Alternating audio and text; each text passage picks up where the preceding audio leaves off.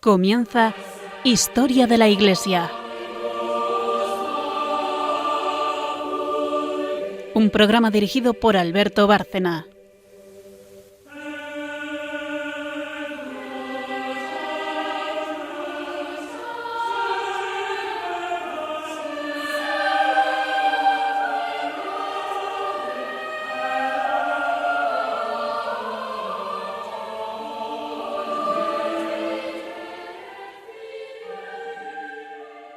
Buenas tardes, María Ornedo.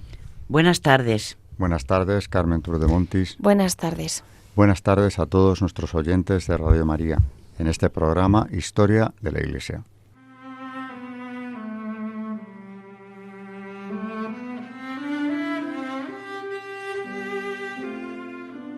Empezamos con el esquema del programa y también comentando los contenidos que vamos a tocar hoy.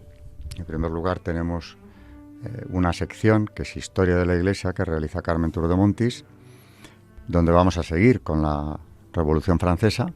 Estamos con ella desde hace ya tiempo, pero vamos a seguir con la persecución religiosa, es decir, con las implicaciones religiosas que tuvo la Revolución. Y como de esta revolución proceden prácticamente todas las persecuciones de la edad contemporánea, pues es interesante detenerse en esto. En el último programa Carmen nos hablaba del culto al Ser Supremo establecido por Robespierre, muy inteligentemente, porque para gente ilustrada parece que es como algo aceptable dentro de lo que cabe, ¿no? Después seguimos con monjas y religiosas asesinadas, mártires de la Guerra Civil Española, del libro de El hábito y la cruz, se llama, de Gregorio Rodríguez Fernández, que recogió en su día prácticamente, pues yo creo que la mayor parte de las, si no todas, las religiosas y monjas asesinadas por odio a la fe durante la Guerra Civil. Y en el tema del magisterio de la Iglesia, que es la tercera y última sección del programa, María Ornedo, que el otro día nos trajo Veritatis Splendor, va a seguir hoy con la misma encíclica. Y si tiene tiempo, pues tiene previsto hablar también del cardenal Sara, pero sobre el mismo tema que va a tocar de Veritatis Splendor, que es el tema del martirio, que ya empezó a tocar en el programa anterior, y nosotros venimos tratando pues periódicamente con bastante insistencia, y en los últimos programas a través de los santos o santas, en este caso beatas, beatificadas precisamente por haber sido mártires y también por una vida ejemplar anterior al martirio, ¿no? Este es el esquema y estos son los contenidos. Después de una breve pausa empieza Carmen Turdemontis con la parte histórica y seguimos con la Revolución.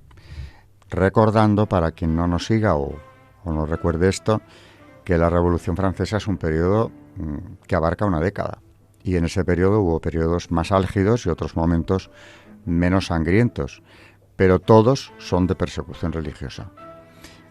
Así que si veíamos el otro día la época de Robespierre en lo espiritual, que habría muchísimo más que hablar, hoy vamos a dar un paso hacia adelante y veremos cómo la persecución parece que no, pero sigue siendo cruenta prácticamente hasta el final.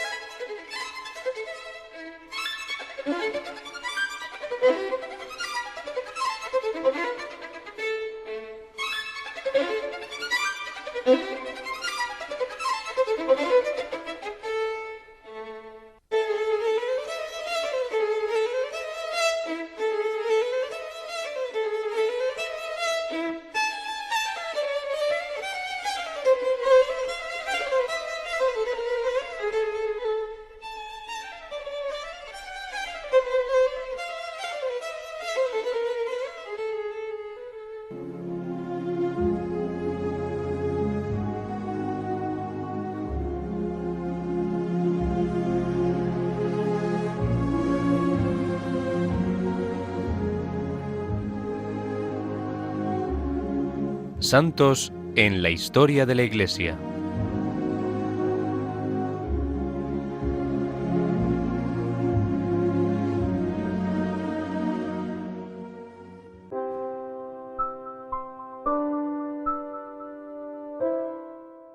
Pues hoy vamos a hablar más en concreto, en esta época del terror, de cómo fue la resistencia de las religiosas en Francia. Con esa fidelidad a la asamblea dominical, con la fidelidad a los sacramentos y con la actividad del clero clandestino, tenemos los 3 puntales de la defensa católica. Pero hay que apuntar 2 más: la resistencia de las religiosas y el sacrificio de los confesores de la fe. En lo que concierne a las monjas, con votos solemnes, ya hemos visto la negativa casi unánime a abandonar los conventos, a pesar del decreto del 13 de febrero de 1790 que las incitaba a ello. Pero los decretos de agosto de 1792, al suprimir todas las congregaciones religiosas, excepto las hospitalarias, obligan, tanto si son activas como contemplativas, a abandonar los conventos. Entonces vemos que aquellas mujeres toman una actitud de oposición. La mayoría se niega a dispersarse y reunirse con sus familias y, por lo tanto, rehacen la vida en comunidad. Se reagrupan en pequeños equipos de 5, 6, 7, regidas por la autoridad de una presidenta, y en sus alojamientos, a la aventura, reanudan su vida regular, recitando el oficio divino y haciendo meditación como si continuaran en el monasterio. París está invadido de estos pequeños conventos clandestinos. La investigación que llevó a cabo la policía el 19 de diciembre de 1797 descubre unos 50. Por ejemplo, solo en la calle de Picpus había 3. 5 ciudadanas en la calle Picpus, número 41. Otras 7 en el número 17. Otras 10 en el número 13. Sabemos que las carmelitas de Compiègne se repartieron en 4 comunidades a partir de septiembre de 1792. 14 de ellas se pusieron de acuerdo en continuar obedeciendo a la regla tan estrictamente como lo permitieran las circunstancias. Como no podían permanecer juntas en el mismo domicilio, sin desoír el decreto de disolución de las comunidades, se dividieron en 4 asociaciones particulares. La mayoría de estas comunidades viven miserablemente, privadas de recursos y de la posibilidad de mendigar. En el diario de las Sacramentinas de Bolén leemos: aquellas hermanas nuestras que continuaron viviendo en comunidad atrajeron las miradas del esposo divino. Tenían muchas dificultades para proveerse de su frugal alimento y para poder mantenerse. Es imposible describir el hambre y el frío que pasaban. Se iban por los caminos y por los montes, recogiendo leña y paja para hacerse la comida y lavarse la ropa. Los nidos se descubrieron durante el terror. Las religiosas fueron detenidas. Habían creado el convento en la clandestinidad y ahora lo hacen en prisión. Las religiosas de Saint-Orge habían formado en París, calle Bordet, una comunidad de 14 religiosas clandestinas. A raíz de una denuncia, fueron encarceladas en la prisión de Port-Libre, Port-Royal, el 5 Thermidor del año 2. Allí no pueden rezar el oficio todas juntas, pero se reúnen por las noches para prepararse a bien morir y escuchar las exhortaciones de un sacerdote con el que coincidieron en la prisión, el abate de Lalleux. Tras su liberación, se reagruparon de nuevo en un piso de Saint-Étienne-du-Mont. En el mes de mayo detuvieron y encarcelaron en la prisión de Orange a 42 religiosas de diversas comunidades. Conscientes de que iban a morir, se reunieron todas las mañanas desde que ingresaron en la cárcel para organizar todas juntas los ejercicios de preparación al sacrificio de su vida por la causa de la religión. Deciden adoptar una única regla, ya que tenían el mismo destino. El empleo de su tiempo, tal como lo observaron desde el 3 de mayo de 1794, fecha en la que fueron encarceladas, hasta el 26 de julio, día de la ejecución de la última condenada, era el siguiente: Se levantaban a las 5, 1 hora de meditación, oficio de la Virgen, oraciones de la misa, algo de alimento a las 7, a las 8 la letanía de los santos, confesión de las faltas, recepción de intención, es decir, en espíritu, de la comunión. De paso, hemos de hacer constar el carácter relativamente liberal de las prisiones revolucionarias al permitir que las religiosas pudieran reunirse y mantener una auténtica vida de comunidad. Y por fin, y es lo más importante, numerosos católicos aceptaron arriesgar la vida por su religión. Ahora bien, aunque dichos católicos hubieran meditado sobre el martirio, nunca pensarían que lo iban a padecer. Su fortaleza ante la prueba es aún más sorprendente, puesto que nadie esperaba sufrirla. En la historia de las naciones occidentales no había precedentes de una persecución revolucionaria. Hay que remontarse a los tiempos del paganismo para encontrar un hecho de tal trascendencia. Todos los testimonios confirman el estupor de los católicos, pero también su firme reacción. Nos constan los nombres de algunos de esos mártires, aquellos que la Iglesia proclama beatos y autoriza su culto, declarando, tras una encuesta histórica generalmente fiable, que habían muerto por el odio a la fe, es decir, a causa de su religión. El palmarés oficial cuenta hasta el momento con 374 mártires.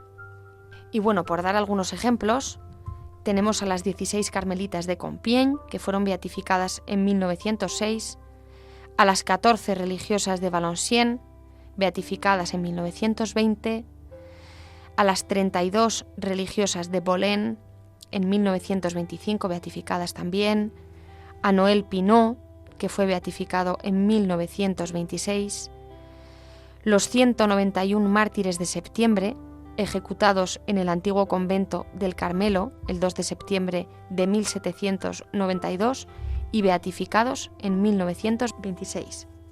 Y bueno, podríamos continuar. Tenemos también a los 19 mártires de Laval, beatificados en 1955.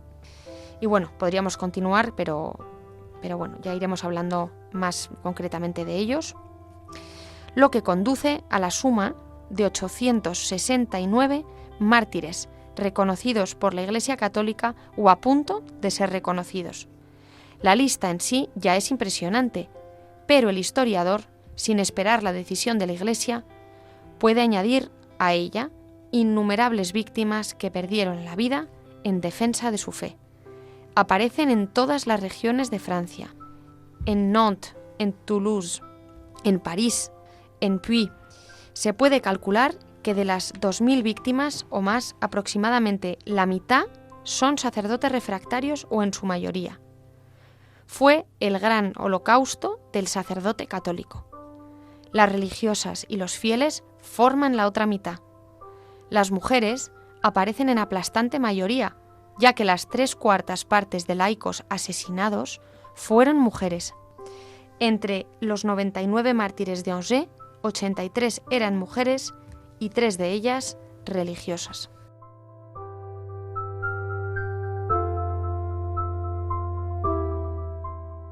Pues claro que es un genocidio. Saussure lleva mucho tiempo reivindicando que se declare como tal el genocidio de la región de la Vendée, donde se practica precisamente un sistema mediante un plan preconcebido de eliminar la población, prácticamente, ¿no? Pero tampoco se habla demasiado del genocidio francés que se practica en el resto de Francia. Como dice Carmen, el número de mártires en toda la nación es impresionante. Y mueren condenados muchas veces, bueno, sin ningún juicio ni simulacro, pero cuando lo hay, la acusación es precisamente la de fanatismo. Veíamos en el programa anterior cómo Robespierre habla del fanatismo, que se convierte en delito, lo cual tampoco puede ser, porque fanatismo, si no tiene unas acciones violentas, pues puede ser todo lo fanático que quiera la persona mientras no haga daño, ¿no? Pero encontraron que ese término les resultaba útil y ya a partir de Robespierre vemos condenas a muerte de personas, muchas mujeres, por cierto.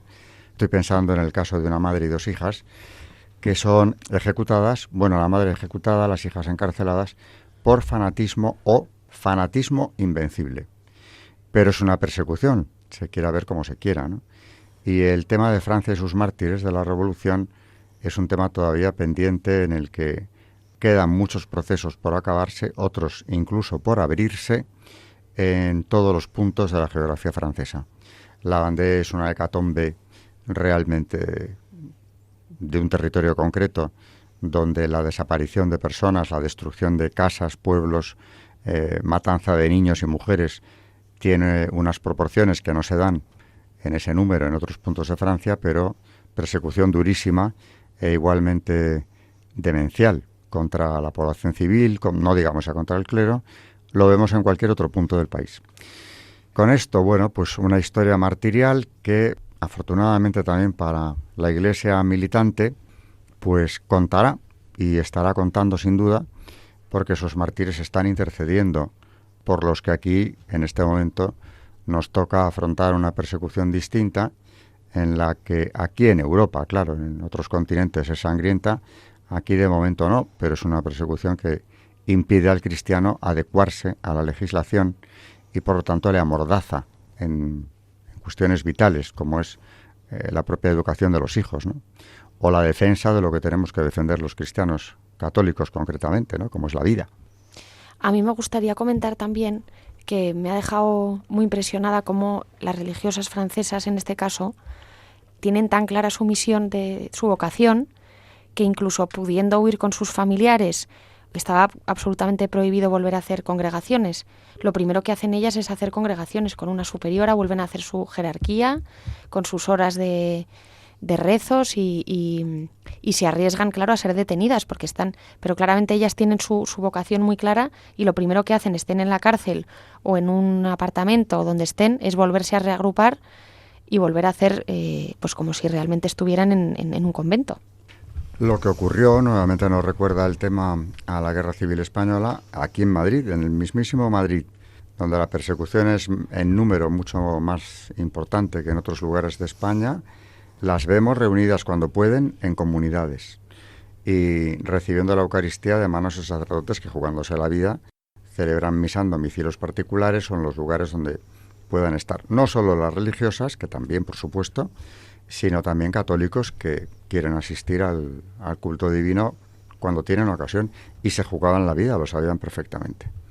Terminado el tema de las santas del día, bueno, hemos terminado el tema histórico, pasamos al tema de los santos. Siguen siendo santas porque son religiosas perseguidas en la España de la Guerra Civil, como pasó en el programa anterior, y claro, bueno, la nómina de ellas es interminable, nos llevaría muchos programas, pero Carmen ha elegido hoy otro grupo de mártires religiosas de esta guerra, que han sido ya en su gran mayoría beatificadas, aunque quedan todavía causas abiertas.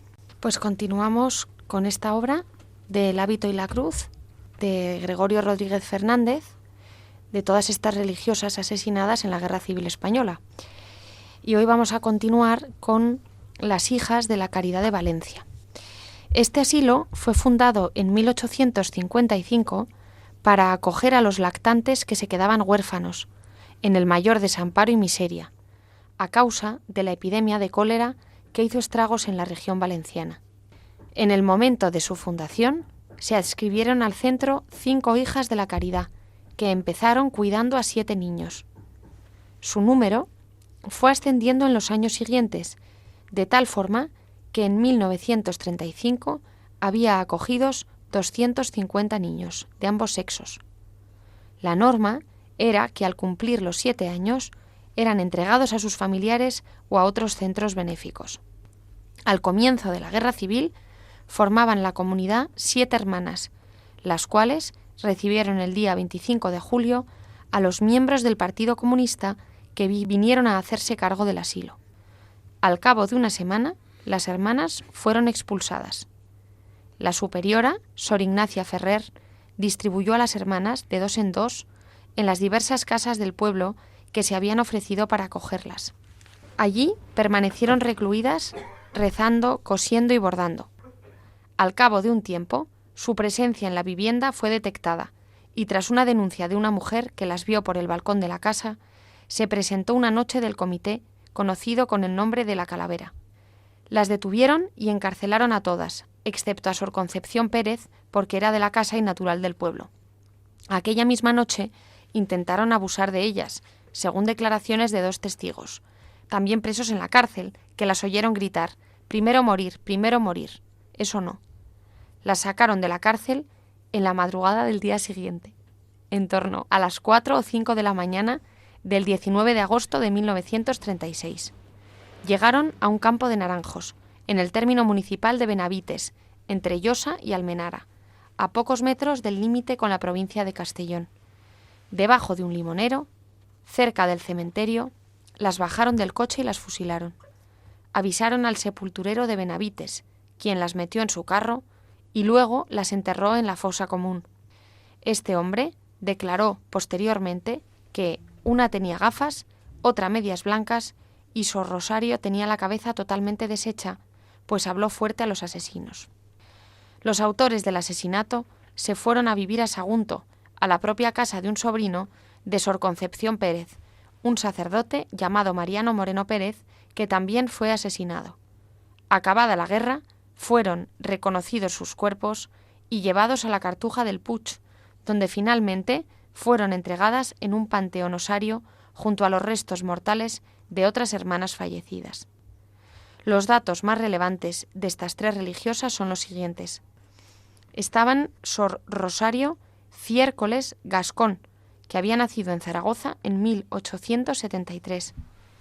Tenía 68 años en el momento de su muerte y 44 de vocación religiosa. Estaba encargada de los niños del asilo y les enseñaba carpintería. También estaba Sor María Luisa Bermúdez Ruiz, que había nacido en un pueblo de La Coruña, llamado Sabuqueira, en 1893. Tenía 43 años y llevaba 19 de religiosa cuando murió. Cuidaba del taller de las niñas. Y finalmente, Sor Micaela Hernán Martínez, que era natural de Burgos, donde había nacido en 1881. Murió a los 55 años con 35 de vocación. Cuidaba de los párvulos, niños y niñas, hasta que cumplían los 6 años. Pues bueno, como vemos, continuamos con mártires religiosas, o sea que hemos restringido mucho el ámbito del martirio. Son mujeres consagradas a Dios. Y solamente en esos breves años de la Guerra Civil en España.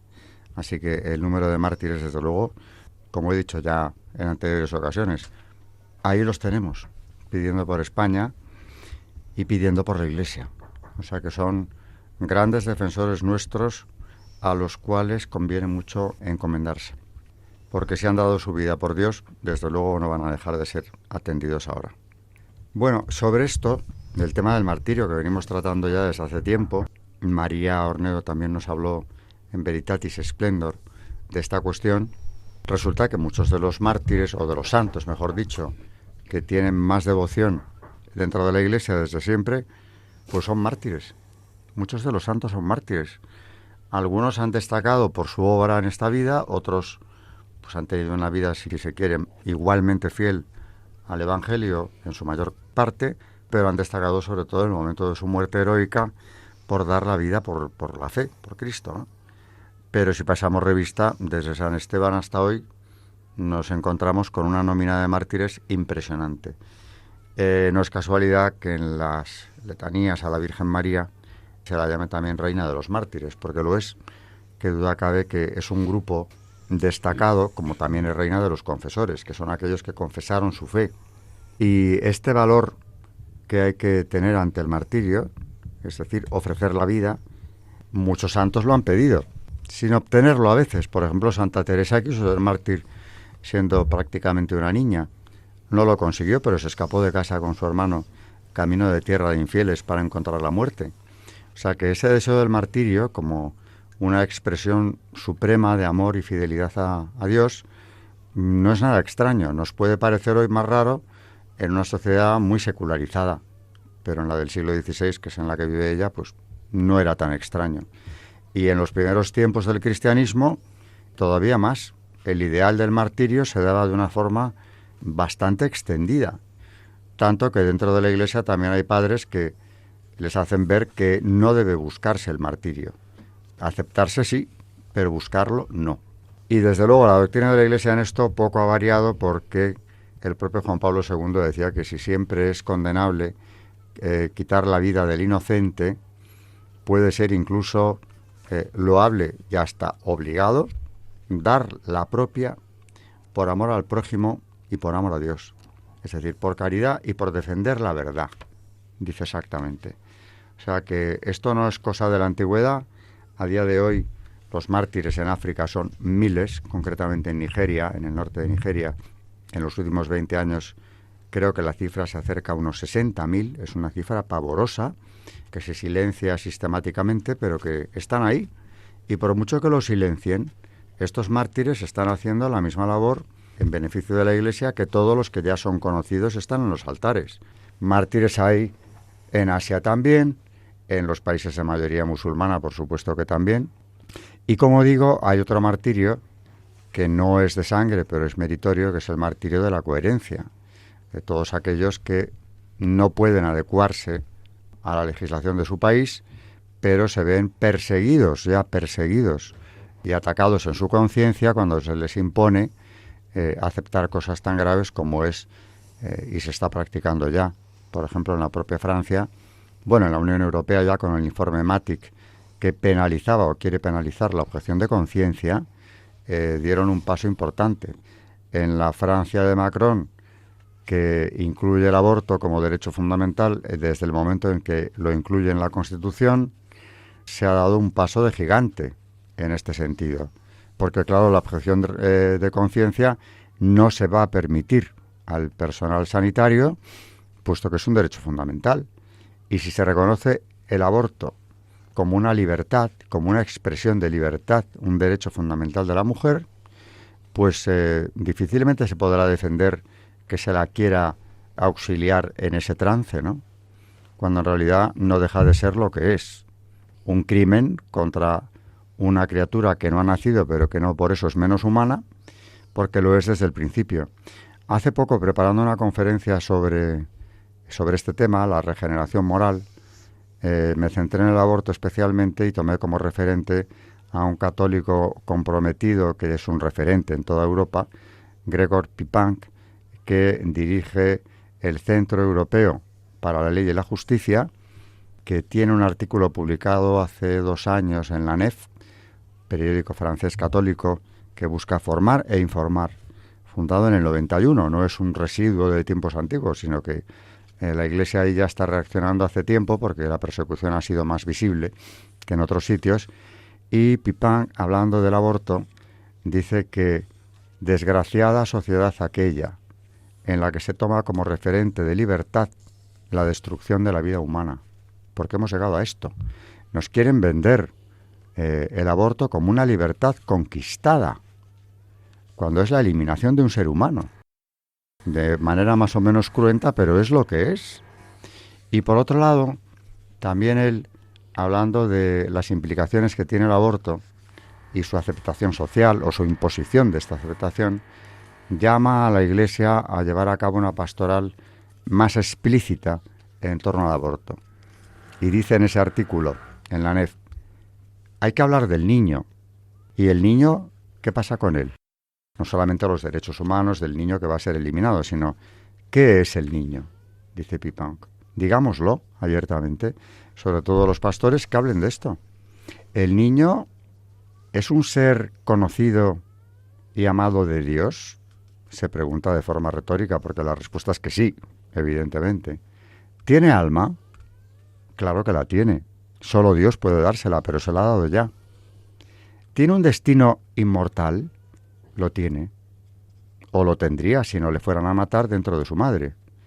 Con estas preguntas, lanzadas a los 4 vientos, como deberíamos hacer, yo creo que con esto mucha gente a lo mejor entraba en razón. Si la pastoral fuera sistemática y perseverante en estos puntos, o sea, ¿qué es lo que se está eliminando? No es un trozo de carne que se tire a la basura como hacen con los niños abortados. No, es un ser creado, querido, conocido, amado de Dios, que tiene un alma inmortal. Nada menos que eso es lo que se está legalizando, o lleva ya mucho tiempo haciéndose, en el mundo occidental, como un derecho de la madre. Como decía en Evangelium Vitae Juan Pablo II, precisamente las personas que tienen más obligación de cuidarle, médicos y padres, son los que deciden su eliminación. Que esto lo veamos como una libertad, una conquista en cuanto a los derechos de la mujer, como dice Pipin, nos dice algo terrible. Triste sociedad, terrible sociedad, dice él, es aquella en la que esto se interpreta como una libertad conquistada que hay que defender a ultranza.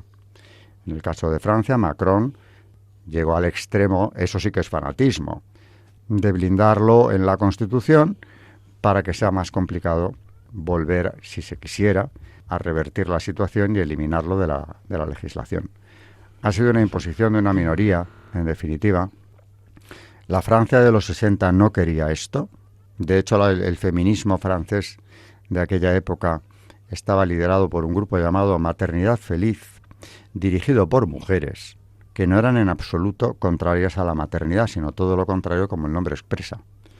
Tuvo que llegar, lo dice también Pipin en este artículo, el doctor Pierre Simon, gran maestro de la Gran Logia de Francia, por cierto, no es casualidad, secuestrar Maternité Heureuse y crear un movimiento feminista dirigido por hombres que ahí ya sí introducen el aborto como un derecho propio de la defensa del feminismo.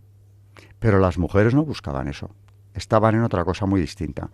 Y a partir de ahí, ya sí, en los 60-70, pues vemos un asalto no solamente, por supuesto, a la vida humana, sino también a la condición femenina, que no se les puede vender como libertad el hecho de acabar con la vida de sus hijos. Eso es una destrucción de ellas mismas. Algunas son más conscientes que otras, algunas se dan cuenta con el tiempo y otras no. Pero eso está ahí. Es un ataque a la mujer, es un ataque a la familia, es un ataque a un derecho sagrado como es el de la vida, creada por Dios. Eso, al menos, si la sociedad perdiera el rumbo tanto que dejara de verlo, y buenos sectores, amplios sectores de la misma en Occidente han dejado de verlo, el católico no puede perder esa visión, porque dejaría de serlo, porque cambiaría para ello completamente el principio antropológico, la visión del hombre, que el cristiano tiene que tener y tiene desde Cristo en adelante. Somos la única criatura creada por Dios a su imagen y semejanza. Somos la única criatura que Dios quiere que entre en su vida, a la que ha otorgado un designio para cada uno de nosotros y busca unirse con Dios y comunicarse con su Creador. Eso es lo que le otorga la dignidad. No hay otra forma de basar la dignidad del hombre si le separamos de este origen en el que Dios le ha dado precisamente atributos que no tiene ninguna otra criatura de toda la creación. Por ejemplo, la razón. Y por eso la razón es tan contraria al aborto, en el caso estoy centrándome en esto ahora mismo, como lo es la propia fe. ¿Cómo vamos a declarar derechos humanos y defenderlos si lo que debería de ser la base de una declaración de derechos, que es el que tenemos a la vida, queda suprimido? Es irracional, no solamente es contrario a la fe. De manera que antes o después yo estoy convencido de que esto se superará y algún día se hablará del gran genocidio del aborto, especialmente terrible por todas las implicaciones que tiene. Así que persecución, claro que la vivimos. No es la de Nigeria, donde los matan, los queman vivos, ante un silencio vergonzoso de los medios de comunicación, de las clases políticas de los países que deberían estar ocupándose de denunciarlo, por lo menos denunciarlo. Ante ese silencio, esa sangre no por ello deja de ser eficaz para la salvación del género humano, para la salvación de la Iglesia, concretamente, porque han muerto por su fe. Pero es terrible que esto se silencie, es vergonzoso que esto ocurra, cuando están hablando los medios constantemente de otras cuestiones infinitamente menos graves, y se está tratando el aborto como un derecho universal que, volviendo a lo que dije antes y con esto acabo, esta disertación, es terrible que estemos en una sociedad que nos lo presente como una libertad conquistada que no debe perderse nunca, cuando es un arma, es una trampa del demonio, dirigida contra la mujer para crear precisamente la destrucción de la familia y de todo concepto de dignidad del ser humano, por más que busquen, dicen ellos, enaltecerlo y darle la libertad.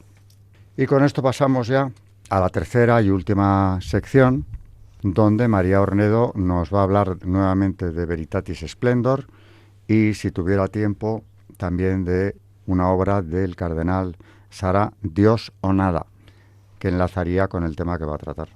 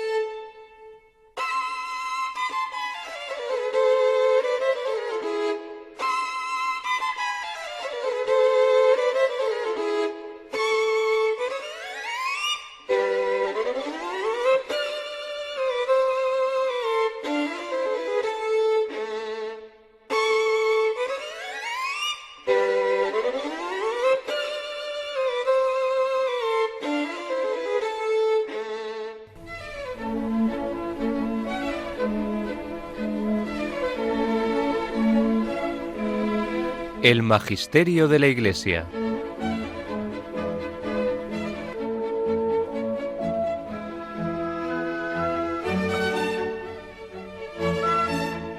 Seguimos entonces con el tema del martirio, que ha estado Alberto hablando sobre estos niños asesinados, que son mártires, que además es verdad que dicen que estos 2 últimos siglos es cuando más mártires ha habido en la historia de la Iglesia, a los que hay que sumar también que en 2024 ha habido 75 millones de abortos, que se sepan, en el mundo. Entonces, estos pobres niños mártires que no tienen voz y que nadie habla de este tema, porque hasta gente bien formada, cristianos, que piensas, ¿cómo es posible que eviten hablar de esto, no? Yo creo que el juicio de Nuremberg que hubo con los nazis no es nada al lado del juicio que va a tener la humanidad de todo lo que estamos haciendo y silenciando con estos pobrecitos niños. Bueno, nos habíamos quedado con Veritatis Splendor, Juan Pablo II, en el final de este capítulo, que era sobre el martirio, en el que dice: el principio, el sujeto y el fin de todas las instituciones sociales es y debe ser la persona humana. Permite precisarlos y explicitarlos en un código de comportamiento más detallado. Es en ese sentido las reglas morales fundamentales de la vida social que comportan unas exigencias determinadas a las que deben atenerse tanto los poderes públicos como los ciudadanos. Más allá de las intenciones, a veces buenas, y de las circunstancias, a menudo difíciles, las autoridades civiles y los individuos particulares jamás están autorizados a transgredir los derechos fundamentales e inalienables de la persona humana, por lo cual sólo una moral que reconoce normas válidas siempre y para todos, sin ninguna excepción, puede garantizar el fundamento ético de la convivencia social, tanto nacional como internacional. Bueno, dejando esta encíclica aparte, que hay que releer cada X tiempo porque es verdaderamente importante. He traído a la pregunta que se le hace al cardenal Robert Sarah en su libro Dios o nada, una entrevista muy larga y maravillosa que le hace Nicholas Dyett en Editorial Palabra, Dios o nada, se lo recomiendo. Le preguntan al cardenal: ¿por qué permite Dios que se masacre a sus hijos más fieles hasta la dolorosa ofrenda de su vida? ¿Cómo se puede entender este interrogante?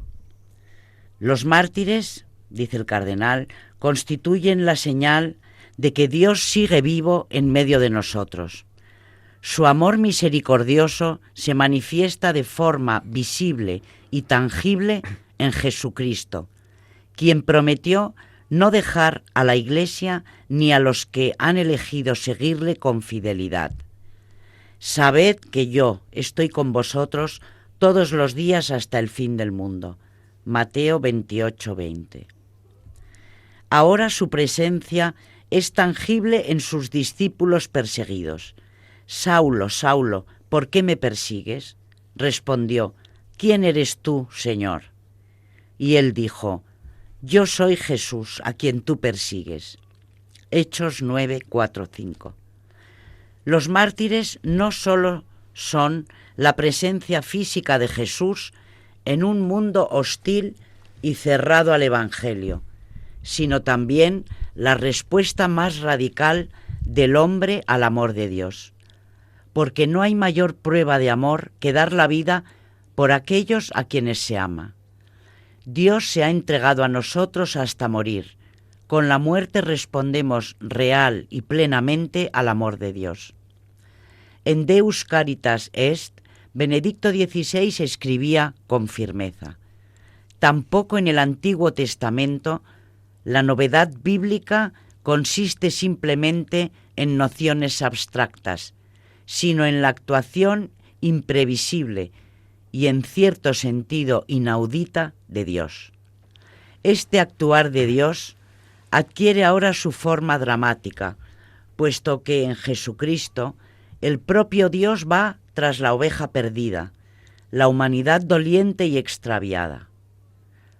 Cuando Jesús habla en sus parábolas del pastor que va tras la oveja descarriada, la mujer que busca el dracma, el padre que sale al encuentro del hijo pródigo y lo abraza, no se trata solo de meras palabras, sino que es la explicación de su propio ser y actuar.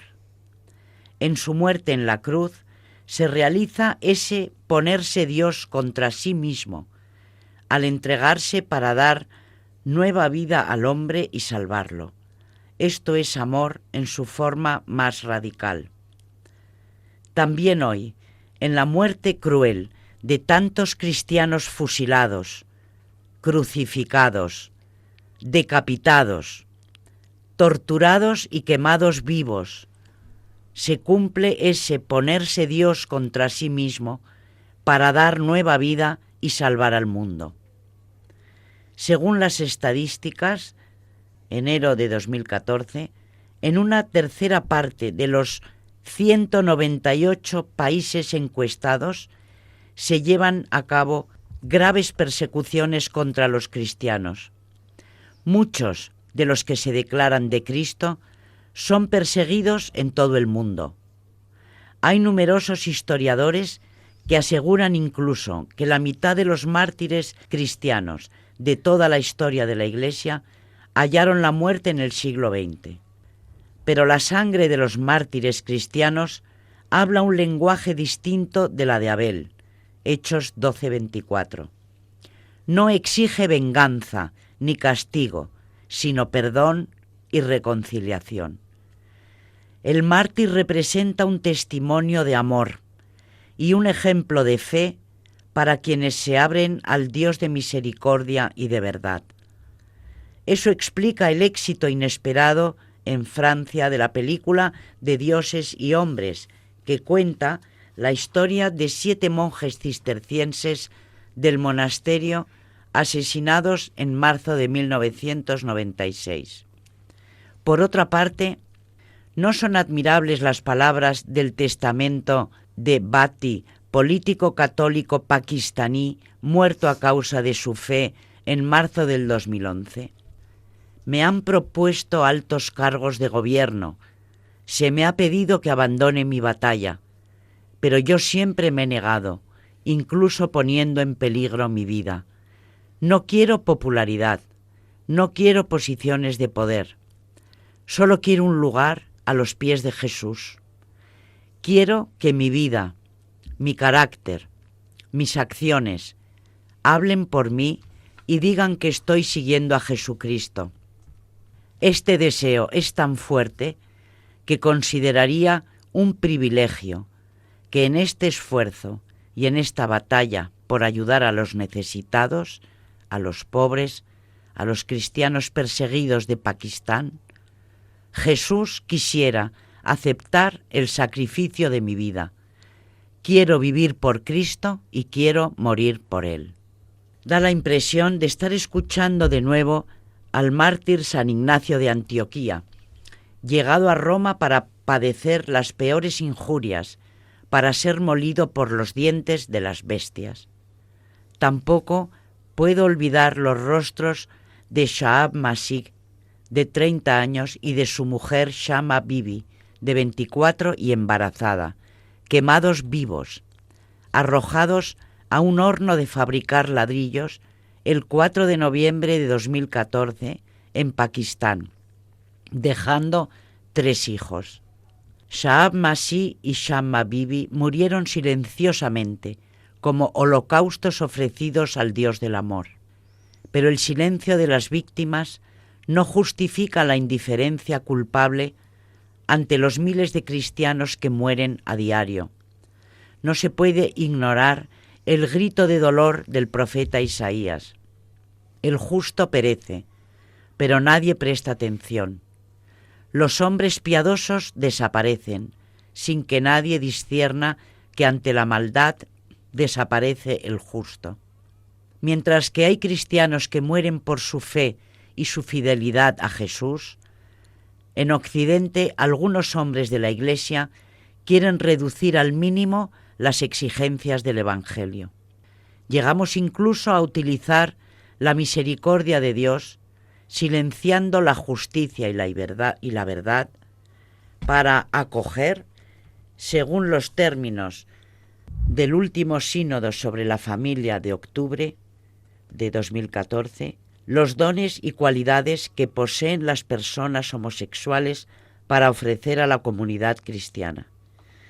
Este documento continuaba afirmando que la cuestión homosexual nos apela a una reflexión seria sobre cómo elaborar caminos realistas de crecimiento afectivo y de madurez humana y evangélica, integrando la dimensión sexual.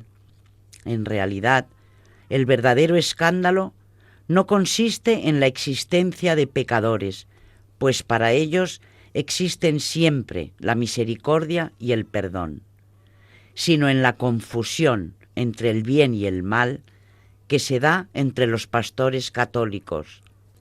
Si hay hombres consagrados a Dios que ya no son capaces de comprender la radicalidad del mensaje del Evangelio y pretenden anestesiarlo, estamos errando el camino. Ahí está la auténtica falta de misericordia.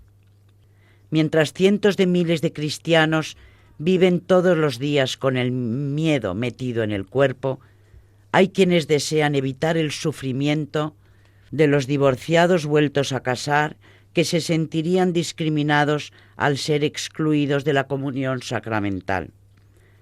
Pese a un estado de adulterio permanente, pese a una situación de vida que manifiesta un rechazo a la adhesión a la palabra que hace de quienes están sacramentalmente casados signo revelador del misterio pascual de Cristo, algunos teólogos quieren permitir el acceso de los divorciados vueltos a casar a la comunión eucarística. La supresión de esta prohibición de la comunión sacramental a los divorciados casados de nuevo que a sí mismos se han autorizado para ignorar la palabra de Cristo, lo que Dios ha unido, que no lo separe el hombre, Mateo 19:6, significaría claramente la negación de la indisolubilidad del matrimonio sacramental. Bueno, pues esta pregunta sobre el martirio al cardenal Sara, con ella terminamos y seguiremos con el martirio y la Eucaristía en los siguientes programas. Muy bien, pues se nos ha ido el tiempo del programa con temas tan importantes como los que se han tratado aquí. Martirio, en primer lugar, la defensa de la vida, la manipulación de los derechos humanos, absoluta, la ingeniería social que pretende en Occidente hace ya mucho tiempo cambiar los esquemas mentales y barrer con los principios cristianos. No es tan distinto lo que están haciendo ahora a lo que ya hizo Robespierre cuando trató de eliminar el cristianismo dándole un aspecto a la nueva religión más o menos aceptable. Yo diría que lo que están haciendo ahora es bastante peor que lo de Robespierre.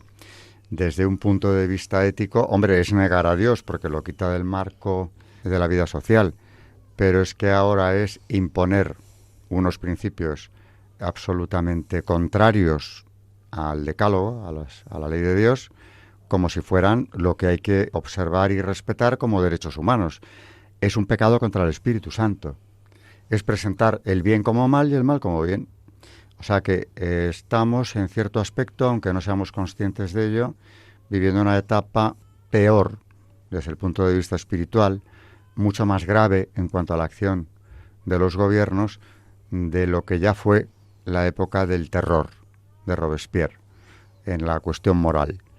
Porque si esto se consolidara definitivamente, Dios no va a permitirlo, seríamos ya una sociedad condenada a la perdición, sistemáticamente, con la excepción de aquellos que por una gracia de Dios se conservaran en el camino de la salvación, teniéndolo, eso sí, mucho más difícil y aceptando un destino heroico, que si no es el martirio será la marginación como poco en una sociedad en la que todo esto, es decir, lo contrario a la ley de Dios, se haya consolidado de manera tan completa que no se consienta, como decíamos antes, ni siquiera la objeción de conciencia.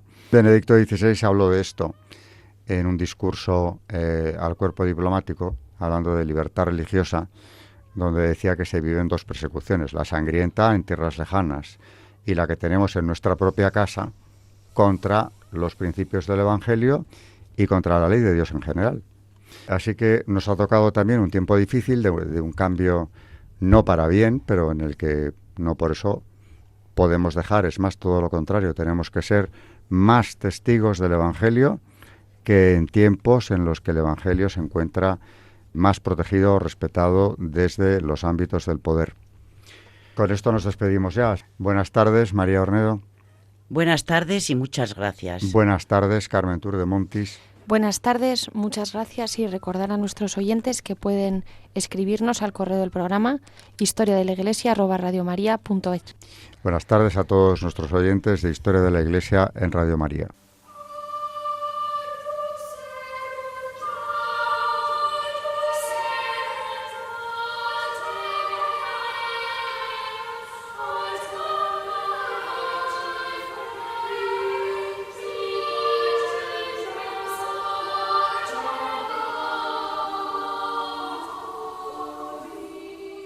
Han escuchado Historia de la Iglesia, un espacio dirigido por Alberto Bárcena.